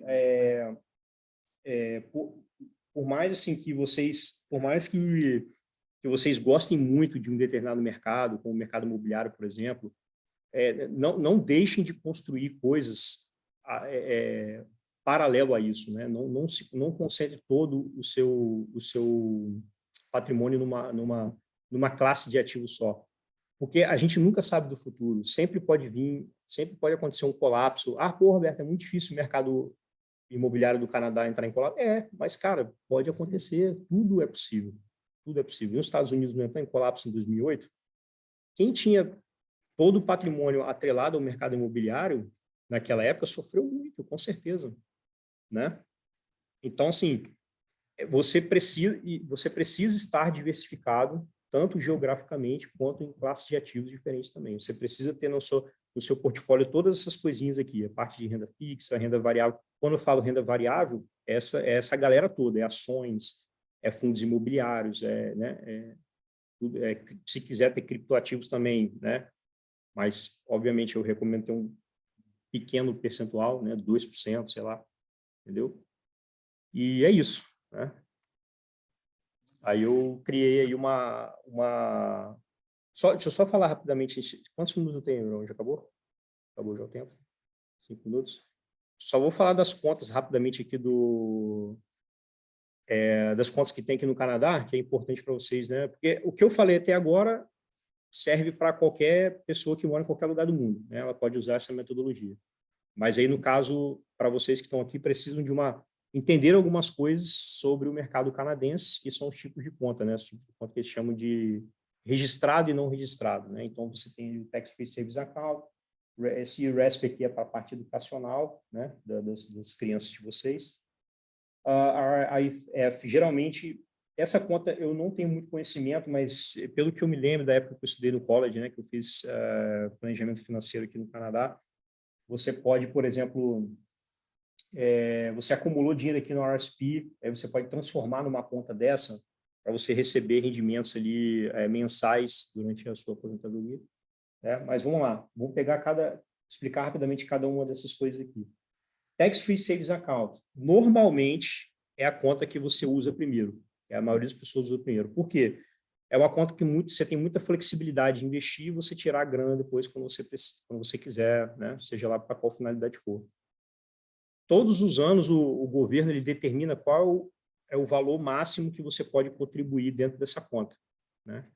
Inclusive, esse ano foi atualizado para 6.500, né? Era 6.000, foi atualizado para 6.500. E isso, Roberto, eu estou aqui no Canadá já tem 3 anos, com toda a documentação certinha, não sei o quê, e nunca fiz contribuição para o Tax Free Savings Account. Isso é cumulativo. Então, tipo assim, se era 6.000 em cada ano, então 6 vezes 3, 18, entendeu? E aí mais esse ano. Então, você pode, a gente chama isso de contribution room, né? Esse contribution room seu vai ser mais elevado, né? Porque você já está aqui muitos anos e nunca utilizou essa conta. Aí você vai demorar mais tempo para você preencher, né? Preencher a sua conta toda ali. Roberto, pô, beleza, cara, olha só, eu já contribuí o máximo que eu podia, não posso mais colocar $1 sequer aqui, porque eu já topei o negócio. O que eu faço agora? Aí, a segunda opção, normalmente a galera vai acumular grana aqui no RSP, que é como se fosse uma previdência privada, só que gerenciado por você mesmo. No Brasil, o que a galera faz? Contrata geralmente um fundo de previdência, né? Um fundo que aí, no caso, aí tem a figura do gestor, é o gestor que vai fazer os investimentos e tudo mais. Aqui é diferente, você mesmo pode gerenciar. Você pode comprar um fundo, comprar cotas de um fundo de investimento? Pode. Mas se você quiser, você também pode gerenciar o seu patrimônio, né? Então, toda essa estratégia que eu ensinei para vocês aqui hoje, né, do Portfólio Weather, você pode começar a comprar os ETFs aqui dentro dessa conta e você vai distribuindo ali o portfólio conforme você quer. E essa conta também tem uma contribuição máxima que você pode fazer, que é até 18% da sua renda bruta anual. É bom sempre checar, tá, no site da Receita aqui do Canadá, né, que é o CRA, para ver, para se certificar de qual é, de fato, a sua contribuição máxima que você pode fazer, né? E o Tax Free Savings Account é uma coisa que você pode, tipo assim, investir por 10 anos, estou acumulando grana lá. Vamos supor que você quer tirar a grana por algum motivo nobre, sei lá, minha mãe ficou doente, preciso, né, financiar o tratamento que ela está doente lá no Brasil, não sei o quê. Você pode simplesmente sacar todo o dinheiro que você acumulou ali no Tax Free Savings Account. Você pode sacar tudo de uma vez só e vai ser tax-free. O próprio nome já fala, você não vai pagar imposto nenhum. Entendeu? Então, ao longo do tempo, eu consegui contribuir, sei lá, $10.000, só que, esse dinheiro vai valorizando, certo? Você vai investindo em ações, não sei o que, vai valorizando. Aí vamos supor que, sei lá, 10 anos depois você tem $25.000, né? Esse $25.000 você pode tirar tudo de uma vez só se você quiser e não vai pagar imposto. Já no RSP é outra história. Você tira o dinheiro e quanto mais dinheiro você tirar, mais problema vai ser para você, porque o seu nível de imposto vai se elevar.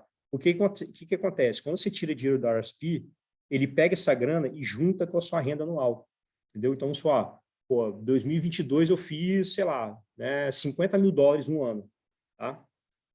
Aí além disso, você sacou $20.000 do RSP que você tinha lá. Ou seja, sua renda bruta anual, a Receita Federal daqui não vai considerar como 50 mil, vai considerar como 70 mil. E aí a alíquota de imposto vai lá em cima, entendeu? Você vai acabar pagando mais imposto. Então, é uma coisa que é bom você evitar mexer, entendeu? É uma coisa que realmente você tem que botar dinheiro ali pensando, cara, isso aqui é uma coisa que eu vou mexer só na aposentadoria. Porque aí vai existir formas de você usufruir desse dinheiro, tá? De forma a ter um impacto tributário menor, né? Porque quanto menos você tira, né, menor a alíquota vai ser. Então, você pode, inclusive, fazer o que eu falei, né? Que é transformar isso aqui nisso aqui, que é que essa conta aqui, ela já tem tipo um plano para você receber X valor por mês ao longo do tempo ali. Eu não vou entrar muito em detalhe nessa parte, porque eu não sou especialista nessa área, eu sei o básico, né, que eu estou passando para vocês aqui, mas e também porque a gente não tem tempo, né? E, para finalizar, esse RESP aqui, né, é a parte para o plano educacional para os seus filhos. Vocês podem contribuir ali por ano até $2.500, né, $2.500 por ano, é a contribuição máxima que você pode fazer. e o governo bota mais 500. Tá? Ele bota 20% adicional ali em relação ao que você colocou. Tá? Então, é uma grana que você pode... se você já pensando, né? Tem um filho aqui, meu filho está novinho ainda, mas, pô, né, a educação no Canadá está muito cara, cada vez mais cara, eu tenho que me planejar desde já. Né? Então, você pode utilizar essa conta a seu favor. Já vai colocando a graninha ali todos os anos, o governo vai te ajudando, e aí, quando chegar na época de faculdade do seu filho, você vai ter essa grana lá. E, galera, importante, tá? Essa conta só pode ser utilizada para essa finalidade educacional. Não pode ser utilizada para outra coisa. Se seu filho resolver, pai, não quero fazer faculdade, não vou estudar, não vou usar o dinheiro. Você pode tirar o dinheiro? Pode, mas o dinheiro do governo vai ficar, entendeu? Tudo que o governo contribuiu, você perde, né, digamos assim. Você vai conseguir tirar só a parte que você contribuiu. Tá? Beleza? Acho que é isso. Tá aí meus contatos aí.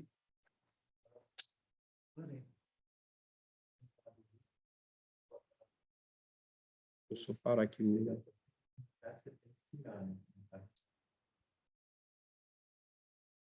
Olá, gente. Boa tarde. Meu nome é Flávia da Silva, para quem não me conhece. Trabalho com financiamento de imóveis já há 15 anos aqui, atuando no mercado canadense. Já trabalhei em vários bancos aqui, bancos do Brasil, bancos aqui no Canadá também, Scotiabank, National Bank. Então, vamos dizer que eu tenho um pouquinho de experiência na área de financiamentos. Além também de ser investidora. Hoje, eu tenho alguns imóveis, por isso que eu até falei para o Roberto que eu tenho que diversificar um pouco, mas é porque assim o mercado imobiliário canadense ele é muito forte e eu gosto muito daquela propaganda do Scotiabank que fala "You are rich than you think", and you are. Só basta você ter as informações corretas aqui para que você consiga acumular uma riqueza muito grande. Eu até também concordo, tem uma pessoa lá no Brasil que eu sigo que é o Primo Pobre.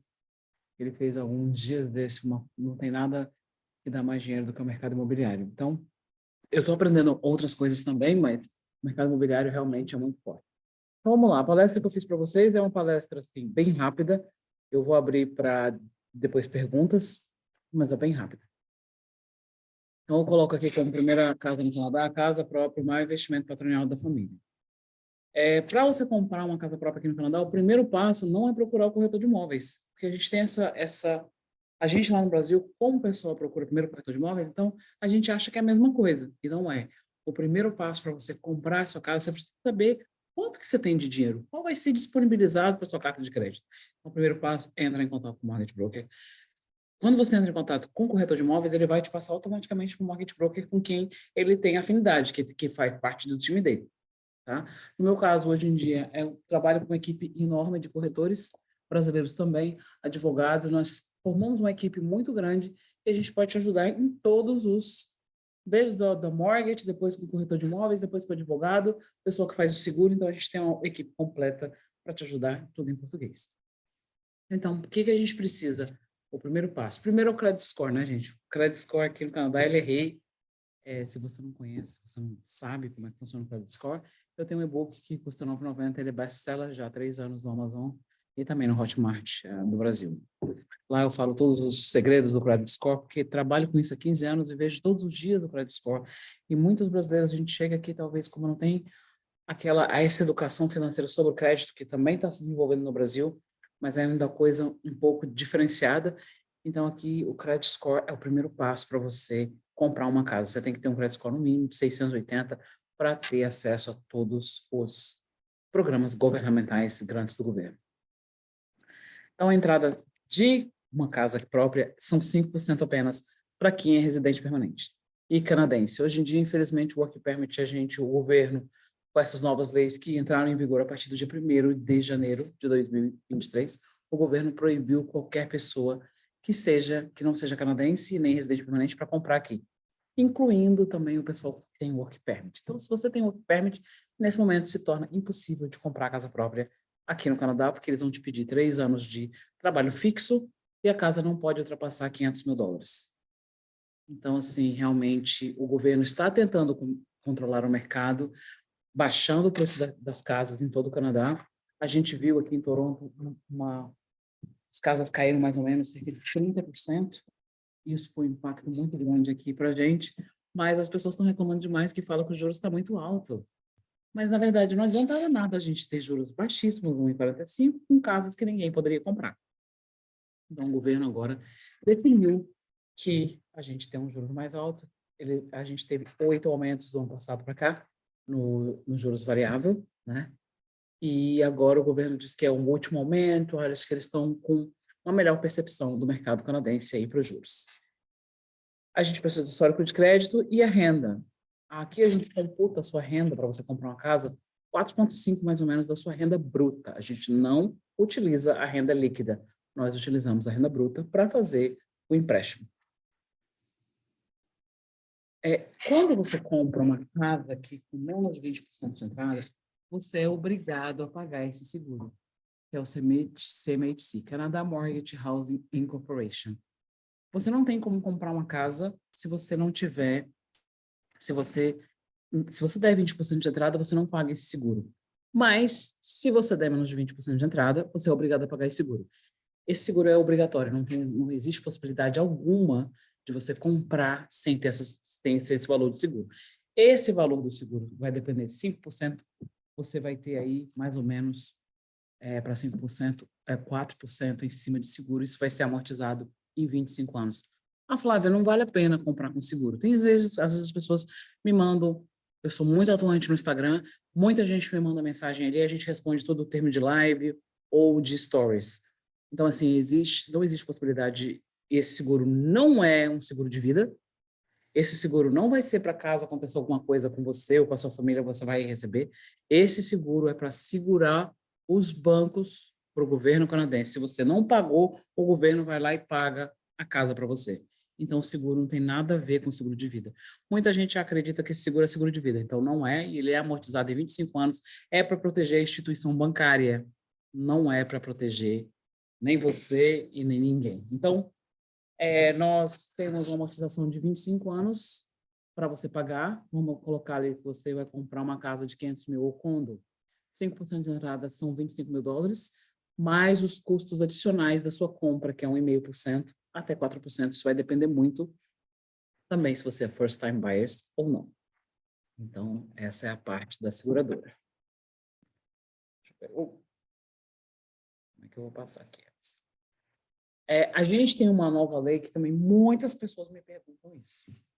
Essa nova lei já está em vigor desde 2018, mas é uma coisa que o pessoal tem muita dúvida. Para você comprar uma casa com valor acima de 500 mil, não são mais os 5%. A partir dos 500 se torna 10%.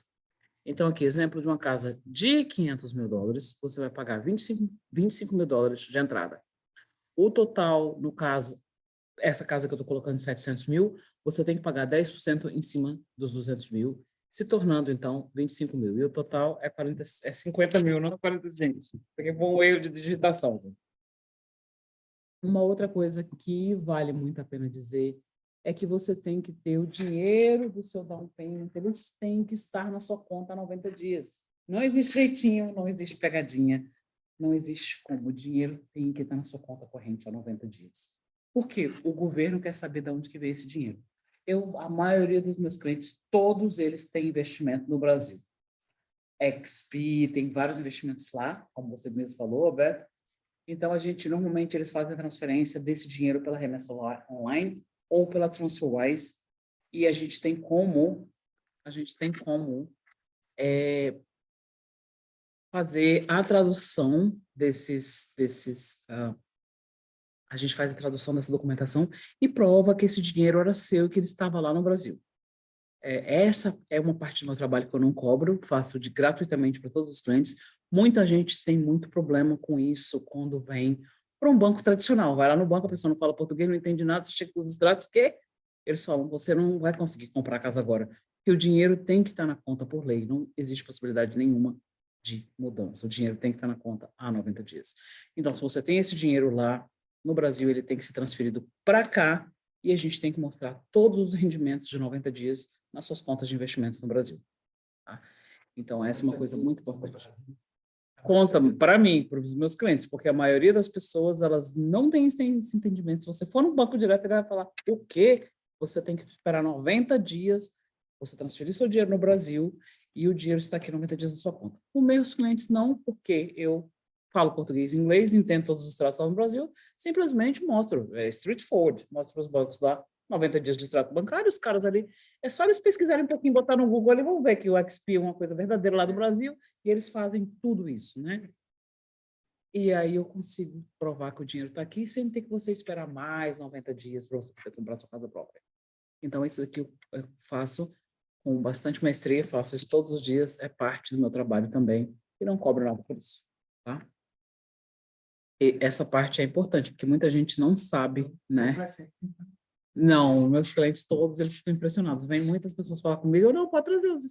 Ué, mas eu fui no banco e disseram que eu não podia. Eu falei, mas aqui no escritório da Flávia Silva pode, porque eu conheço como é que funcionam os processos todos. E por isso, até por ter esse background do próprio Brasil, trabalhei nas Bradesco, BRB, Caixa Econômica, então por ter esse background, eu conheço todas as coisas de extratos, e enfim.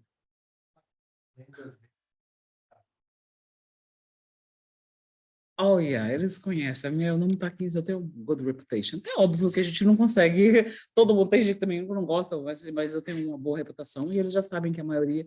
É incrivelmente como eu consegui montar uma coisa de brasileiro. Eu tenho tudo e eles sabem que o meu cliente, todos são brasileiros, eles já sabem. Então, eu também coloquei aqui uma parte do histórico de crédito para dizer que nós temos duas empresas aqui, né, que lá no Brasil ela se comporta como a Serasa, que é Equifax e TransUnion. Essas empresas analisam seu crédito de acordo com como você paga os seus cartões de crédito e utiliza o limite dos cartões. Essa pontuação chamada de Beacon Score, que gira em torno de 300 a 900 e que determina se você é um mau ou bom pagador. Para se ter um crédito saudável, não atrase faturas de cartão de crédito. Muita gente atrasa as faturas de cartão de crédito. Mesmo você tendo dinheiro, muita gente atrasa. E não é porque a pessoa ou não botou no débito automático, ou esqueceu de pagar no dia, porque lá no Brasil, gente, o pessoal é normal, o pessoal atrasar e não dava problema nenhum. Então, muita gente que está aqui, às vezes, atrasa. Uma outra coisa também que eu vejo muito. O pessoal chega New to Canada aqui, né? Que existem uns pacotes dos bancos canadenses que te oferecem. Ah, você é novo no Canadá, então a gente vai te dar. Como eles não conhecem você, eles te dão um cartãozinho de $500. Aí a gente brasileiro começa, vai fazer compra, vai comprar coisa no IKEA, e todo mundo explode esses limites e deposita dinheiro dentro do cartão, que o limite é $500. Então, o que acontece? Você mal chegou, pegou um limite de $500, só que você deposita $1.500 e fica o tempo inteiro estourando o limite do cartão, sem saber que você não pode fazer isso. Você tem que utilizar 30% a 50% da sua fatura mensal. $500, a gente só pode usar $250. Então, assim, muita gente, infelizmente, comete esse erro. Todos os dias eu recebia no meu perfil perguntas sobre o Credit Score e eu decidi fazer esse e-book para que as pessoas... E é R$ 9,90, gente, é muito barato. É mais barato do que você chegar no seu crédito. A pessoa vai lá e tem todo o entendimento sobre o Credit Score, como você manter, como você ter, como você melhorar. O Credit Score, ele te deixa milionário. Então, assim, por isso que eu falo tanto e bato tanto nessa tecla do Credit Score e gosto muito de falar sobre isso. Para você, existem muitos aplicativos aqui que eu também vejo os brasileiros utilizarem bastante, que são aplicativos do Borrow, que são aplicativos também do... tem um outro, o Borrow da Equifax, e tem o Credit Karma. Às vezes tem gente que quer me apresentar aqui no aplicativo, quer fazer o mortgage, fala, não, eu tenho o meu credit score 800. Gente, não serve o credit score do aplicativo. Os aplicativos, eles são empresas que eles têm parceria com a Equifax e com a TransUnion, mas eles não se comportam como elas. Eles têm parceria para vender cartão de crédito para você. Só que ele te oferece o credit score gratuito, mas no fundo isso aí é só apenas a parceria, é para te vender produtos. Quem pode determinar o seu credit score é apenas a Equifax e a TransUnion. Quem vai te mostrar o teu verdadeiro credit score é a Equifax e a TransUnion. E eles cobram a Equifax $23 e a TransUnion cobra $19 para ver o teu credit score.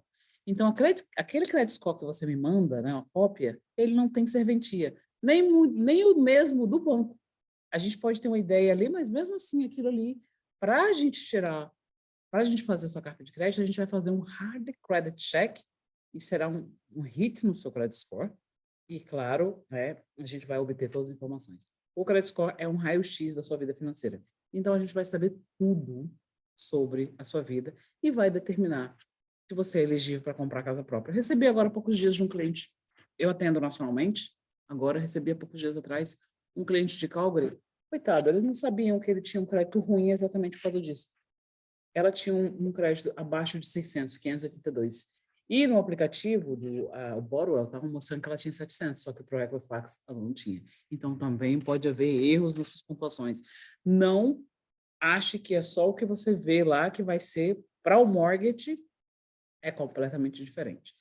Então, o crédito é muito importante para que o cliente tenha acesso às melhores taxas de juros do mercado e também que possam comprar sua casa própria. Você tem que ter no mínimo 680. Aqui são o que a gente pede para você poder comprar, para a gente fazer uma análise completa no seu perfil. 2 últimos contra-cheques, Paystab e rabo de cheque para os portugueses. Lá para o Brasil é Olerite, contra-cheque, rabo de cheque lá, mas eu também faço para muitos portugueses, eu tenho que botar rabo de cheque, que é o jeito que eles usam. É porque eles usam rabo de cheque. Carta de trabalho, que é a job letter. Os últimos impostos de renda, Notice of Assessment, P4. Para pessoas que não têm, que são trabalhadores autônomos, que é o meu caso, a gente pede uma cópia da companhia, Business License, ou Incorporation, T1 General, últimos impostos de renda também. Esses são os documentos que a gente pede para fazer a sua carta de crédito. Custos adicionais. Muita gente quer comprar casa, mas não se preocupa com os custos adicionais, né? Então, a gente, por lei, além do seu down payment, 25 mil, você também tem que incluir 1,5% do valor da compra. Então, são 7 mil dólares no mínimo. Vamos dizer que você tem que ter 32 mil para uma casa de 500 mil. Então, assim, e não só isso, gente. Tem luz, tem água, tem condomínios, tem seguro incêndio, tem o IPTU, tem despesas com a mudança. Eu vejo gente, ontem mesmo ajudei uma pessoa que ela não tinha dinheiro para fazer as mudanças. Oi? Você tem que ter uma reserva financeira para fazer a mudança. Você tem que entender que a sua esposa vai entrar na casa nova e ela não vai querer aquele sofá velho, por favor, vamos entender isso, para não ter briga, problemas, né, familiares. Ela vai querer coisas novas, porque está comprando a primeira casa no Canadá. E muita gente que chega aqui nunca teve uma casa no Brasil, gente. Ou comprou apartamentos na planta e nunca morou no apartamento. Então, muita gente tem esse sonho da casa própria. Então, assim, a gente tem que se atentar a todos esses custos que estão ligados aqui à compra do seu imóvel aqui no Canadá. Com essa carta, quando você tem a carta de pré-qualificação, pré-approval, o cliente saberá a faixa de preço que se pode financiar, taxa de juros, valor de entrada e o tempo que irá pagar o empréstimo, a amortização. Nós temos 2 tipos de empréstimo aqui no Canadá. Um que é High Insurance Mortgage, que você compra a casa com menos de 20%, e o que é o Conventional Mortgage, que você dá 20% de entrada e a sua amortização são de 30 anos. Nesse caso, a gente tem 2 taxas de juros. No caso, assim, para a High Ratio Mortgage, que é essa que você é obrigado a pagar, é o valor do governo, óbvio que o governo tinha que fazer alguma gracinha, então os juros sempre é mais baixo. Quem já compra casa com 20% de entrada, as taxas de juros são um pouquinho mais altas. Então, tem muita gente que me liga e fala, eu estou querendo fazer um financiamento e eu vi aqui no Google, adoro os clientes do Google, eu vi aqui no Google que tem uma taxa de juros muito baratinha e não sei o quê, e um fulano, eu também adoro os amigos que entendem tudo sobre financiamento. Infelizmente, esse daqui esse é um empréstimo da sua vida, você tem que conversar com um profissional qualificado que saiba te dar as melhores opções. Quanto tempo que você, qual é o tipo de juros que você vai depender do que você quer para o seu futuro. Flávia, essa não é a minha casa, a minha vida, eu vou passar lá só 2 anos. Aí o profissional te fala, não tem a melhor taxa de juros fixo. A pessoa tem que entender que os juros fixos também, se você quiser quebrar por algum motivo essa taxa de juros durante o tempo de contrato, que são no mínimo 5 anos, você vai ter que pagar uma penalidade altíssima. Já no juros variável, que varia de acordo com o Banco Central canadense, você só paga 3 meses de penalty interest only. Então, são várias coisas, gente, que a gente tem que levar em consideração. E mortgage é uma coisa muito séria. Não adianta a gente conversar com um amigo, bater papo com pessoas que não têm o entendimento necessário para te dar o melhor conselho, né? Então, por isso que eu falo, para você trabalhar com mortgage broker, nós somos licenciados na província, nós temos seguro, não é uma pessoa que te conhece na rua, que não tem seguro. Se acontecer alguma coisa, a gente tem seguro de milhões de dólares para proteger, não é? Então, assim, é muito importante que você saiba com quem você está fazendo seu financiamento, ou se você não quer um mortgage broker, pode ir diretamente ao banco, mas são profissionais que estão qualificados ali. Então, por isso que a gente brasileiro, a gente gosta muito de ver tudo na internet e no Google. E às vezes, né, não, infelizmente, as pessoas não serão responsáveis por isso, que pode acontecer uma má decisão com interest rate, é uma má decisão. Então, assim, eu acho que a gente tem que levar várias coisas em consideração. Essa aqui já tenho muito mais tempo do que 8 anos, mas enfim. Agora, se a gente tiver alguma pergunta, terei imenso prazer em ajudar. Mas uma coisa que eu gostaria de falar também é que eu, a Flávia, hoje em dia, eu sou investidora, então eu também indico os meus clientes a investirem. E o mercado imobiliário aqui ganha-se bastante dinheiro. Quem começa a entender sobre mortgage, sobre como funciona o mercado imobiliário, eu conheço pessoas que vieram do nada aqui no Brasil e que são milionários hoje. Pessoas que têm 5 milhões em investimento de casas, 10 milhões brasileiros, tá? Moram aqui já há algum tempo e muita gente tem essa parte do portfólio aí em imóveis. Eu vou contar uma história de um cliente meu. Um cliente meu, em 2019, 2021, ele comprou um apartamento de 455 mil em Toronto. Comprou com 20% de entrada. E agora o apartamento, no ano passado, o apartamento sofreu uma valorização de 700 mil. Quer dizer, vamos para lá, vamos pegar aqui mais ou menos um ano. O apartamento saiu de 455 para 700 mil. O cliente, a gente pode refinanciar até 80% do valor. Como o Roberto mesmo disse aqui para a gente, e tem muita gente que, quem tem dinheiro, não pega o seu próprio dinheiro, ele pega o dinheiro dos outros. Então, ele foi lá, refinanciou, que é um outro tipo de financiamento, com nova taxa de juros, pagou penalidade, entrou em contato com um advogado, e ele sacou dessa propriedade 236 mil dólares. Dos 236 mil dólares, ele foi e comprou outras 2 casas. E essas casas foram alugadas. Esse cliente, hoje em dia, ele tem, com a casa dele, principal residência, mais ou menos uns 300 mil. Na outra casa, 2 casas que ele comprou, cada uma, ele já deve estar em torno aí de 4 imóveis e ele alugou todos. Então, assim, gente, isso é possível fazer aqui no Canadá. O que não é possível muito lá no Brasil fazer, aqui no Canadá é possível. Eu posso também te ajudar com isso, além de ser investidora, eu mesma, posso te explicar como funcionam os processos. É por isso que eu falei para vocês, tem que ter uma pessoa que tem entendimento do assunto para poder te dar os melhores conselhos. Basicamente é isso. Muito obrigada aqui. Eu quero... Sim, eu ia falar dessa parte do RSP. O RSP, você pode juntar você pode tirar do seu RSP até 35 mil dólares de cada RSP. Por exemplo, você e a sua esposa, cada um tem 35 mil, você pode sacar o RSP e tirar para comprar sua casa própria. A gente também tem o governo ainda não finalizou a nova poupança, que vai ser em abril, que é até 40 mil dólares. A gente também pode usar o dinheiro do down payment do TFC. A maioria dos nossos clientes aqui brasileiros, eles têm muito dinheiro investido no Brasil e todo mundo traz o dinheiro todo do Brasil, investimento do Brasil. A ARSP, 35 mil máximo para retirar. Sim, 35 mil máximo. 2 anos você começa a repagar e você tem que repagar ele até em 15 anos. Uma coisa que eu recebo com muita frequência no meu Instagram, muita gente me mandou essa pergunta. Ô, Flávio, eu tenho um apartamento lá no Brasil, o apartamento está alugado. Eu acabei de me tornar residente permanente. Vale a pena eu vender meu imóvel lá e trazer o dinheiro para cá?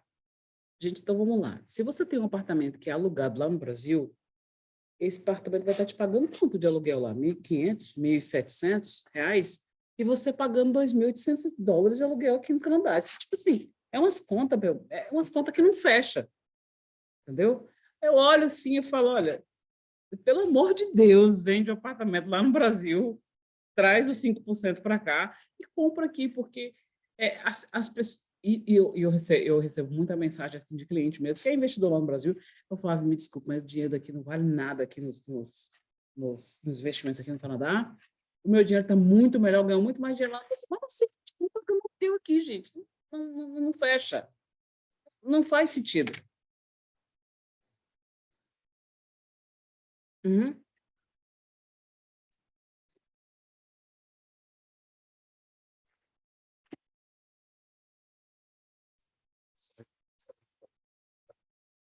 Todo o Canadá, isso daí é o CMHC, ele é um órgão nacional.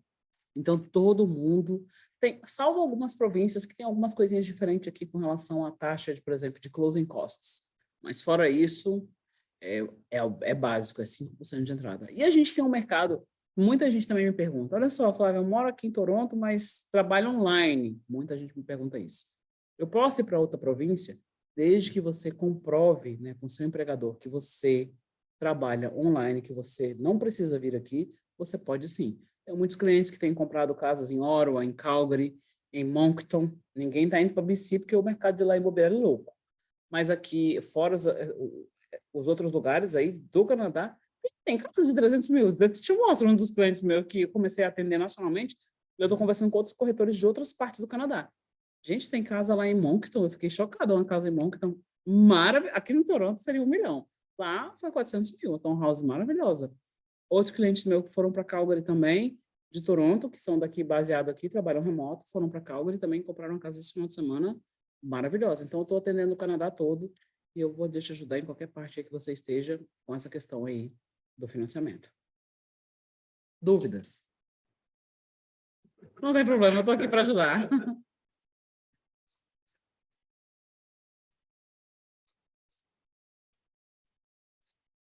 As taxas de juros são todas iguais para todas as províncias, é tudo igual. Tudo igual. Não é porque... Não, não tem. Dúvidas? Você vê o mercado imobiliário desaquecendo agora com a restrição que fizeram a partir de 1º de janeiro ou com a questão dos imigrantes dar uma equilibrada? A gente é do mercado... O que eu, Flávia, particularmente acho? Gente, eu acho que não vai parar, porque infelizmente a gente está vindo não sei quantos milhões de imigrantes para cá. Eu acho que vai continuar aquecido. A gente viu uma baixa em Toronto, né? A gente teve uma baixa aqui em Toronto de preços de casas e preços. A gente vê no caso de 800 mil em Toronto, mas isso é sonho, porque não tinha. Assim, eu acredito que vai estar um pouco estável, mas quando a imigração começar de novo aí só se o Trudeau sair, gente, né? Porque for...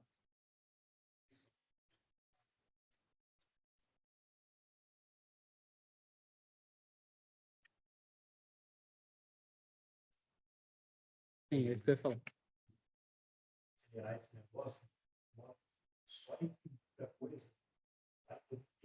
Exatamente. Exatamente, eu ia falar isso. Obrigado, tá, Roberto? É isso daí que o Roberto... Não tem problema nenhum. É isso que o Roberto falou, exatamente a próxima coisa que eu ia falar. Então, a gente acha... O mercado não tem casa para todo mundo, gente. Então, assim, eu vendo muito, tem muitos clientes em Ottawa que moram aqui e que vão para Ottawa, porque o valor das casas lá... Por exemplo, você consegue comprar uma casa num townhouse lá de 500 mil. E Ottawa é a capital do Canadá, é mais frio do que aqui. Mas é a capital do Canadá, tem muitas escolas interessantes. O Agüeron também trabalha lá. Eu tenho muitos clientes lá em Ottawa e muita gente que sai daqui e vai para lá, porque é mais barato.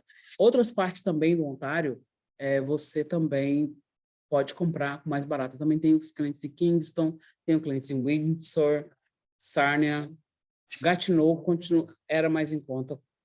É mais em conta Gatineau. Mas não sei, porque do outro lado lá tem algumas coisas que não tem no Ontário. É.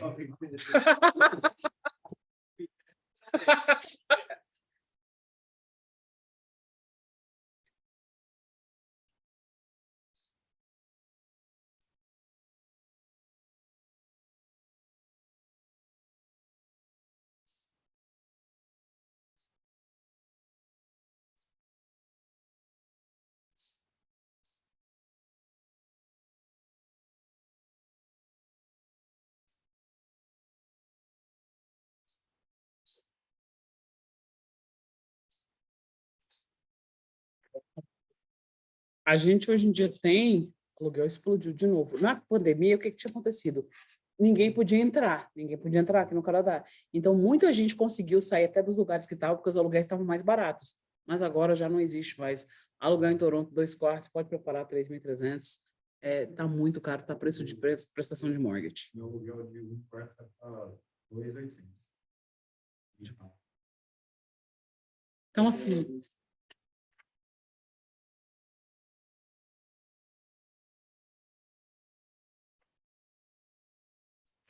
sim, depois desde 2018. Então, o que que eu posso falar para você?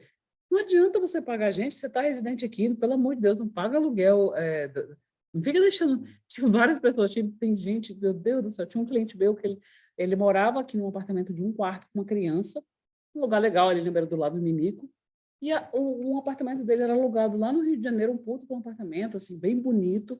Ele recebia 2.800 de aluguel e pagava 2.800 no apartamento de um quarto. Eu falei, vamos fazer a conta rápida? 2.800 vezes 3, vamos botar o dólar 3, para não queimar muito o filme. 3 vezes 3, quanto que vai dar 2.800 vezes 3? Ah, mas o cara me paga aluguel. Tem gente que parece que é só virar uma chave. Ele paga aluguel em real, não vai chegar a cobrir, não cobre nada da sua despesa daqui do Canadá.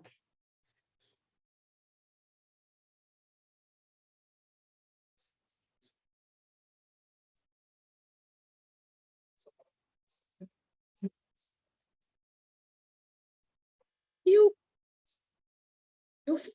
exatamente, eu falo isso o tempo todo, pelo amor de Deus, para de pagar aluguel.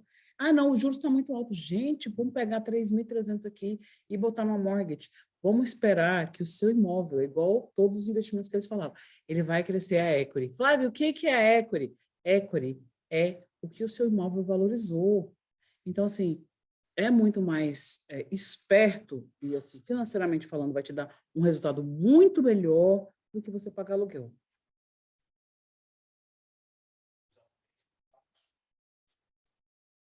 Exatamente isso, exatamente isso. Então,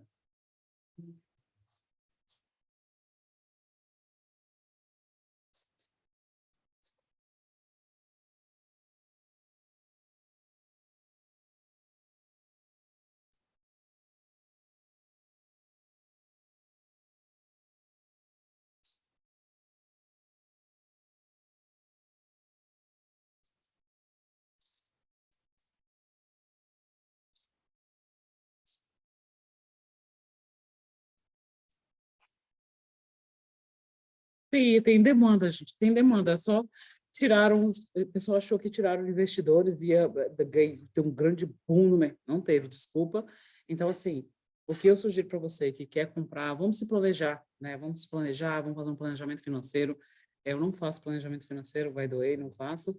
Eu dou os conselhos para pessoas que já têm um RSP ou que queira, já tem um TFC, não é? Mas como eu não sou licenciada para falar sobre esses investimentos, eu trabalho somente com mortgage. Eu tenho o Credit Score, né, que está disponível nos meus canais aqui de comunicação.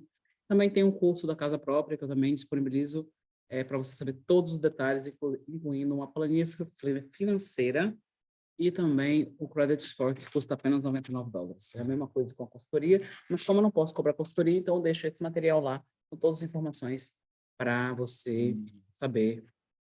E é isso.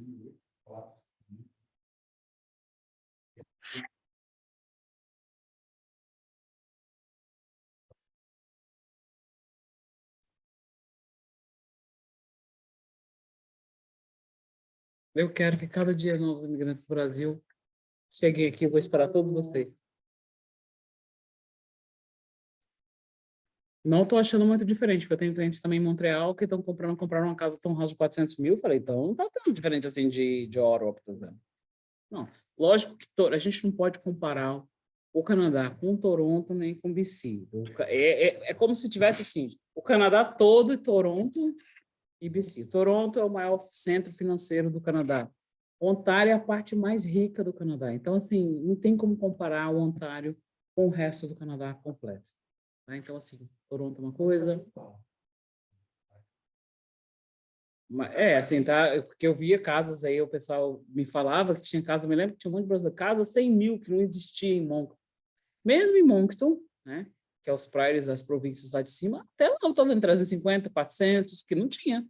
Mas também estou vendo imóveis tipo apartamentos, 200, 300 mil lá em Calgary, também estou vendo. Então, se você quer comprar o seu imóvel, pode entrar em contato comigo, que vai ser um prazer te ajudar. E muito obrigado pela oportunidade de fazer parte dessa fortuna financeira, adorei. Obrigado. O legal é que a gente é parceiro, né? A Flávia cuida do mortgage, o Roberto cuida do investimento, eu cuido do seguro, né? Eu faço planejamento financeiro também, né? Então, Ótimo. Eu já vi umas duas pessoas que eu conheço que foram para outra província.